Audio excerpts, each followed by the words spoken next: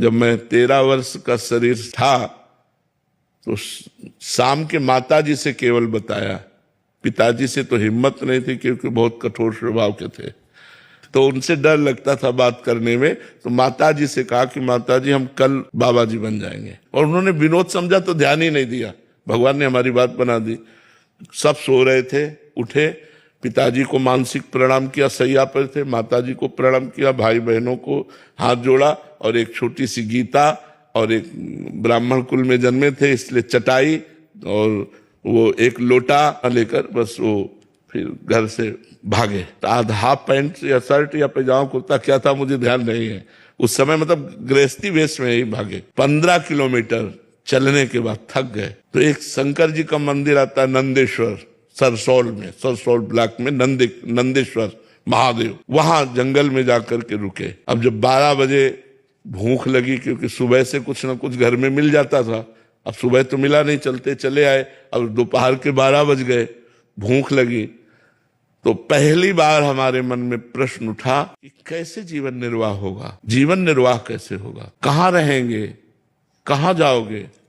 तुरंत हम कहा ये तो हमको परास्त कर देगा प्रश्न।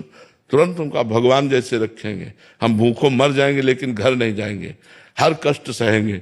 इतने में एक आदमी आ गया, हमारे विश्वास को भगवान ने तुरंत पुष्ट किया। एक आदमी आ गया, उसने कहा बच्चा यहाँ एक सूर स्वामी रहते थे, जानते हो क्या? तो हम कहा हम यहाँ नए आए, हम जानते किसी को नहीं। तो कमंडल खोला और 1 लीटर दही होगा, मीठा दही, गांव के दूध गड़वा का लाल लाल दही, लाल रंग का हो गया। उनका तुम पी लो, अब हम वापस नहीं ले जाएंगे, उनके लिए लाए थे, वो है नहीं तो आप पी लो, वो संत कहीं चले गए होंगे। तो हमें सकुच लगी, हम कहा हम क्यों पी ले? बोले नहीं पी लो, महादेव जी की ऐसी इच्छा है। तो उसी लोटे में डाल के 3-4 लोटा निकला, छोटा लोटा था, और जब वो गए तो 1 लीटर दही में खूब छक गए ना। बस जो ही गए से शंकर जी के ऐसे पिंडी को पकड़ के खूब रोए कि हमें विश्वास हो गया कि हमारे जीवन का आप पार करेंगे, आप स्वीकार करेंगे। बस वो दिन क्या दिन, कभी घर नहीं याद आया, कभी घर नहीं गए, कभी परिवार से एक रोटी नहीं खाई आज तक, अपने जन्मभूमि की एक रोटी आज तक नहीं खाई जब से घर से निकले। भगवान की कृपा से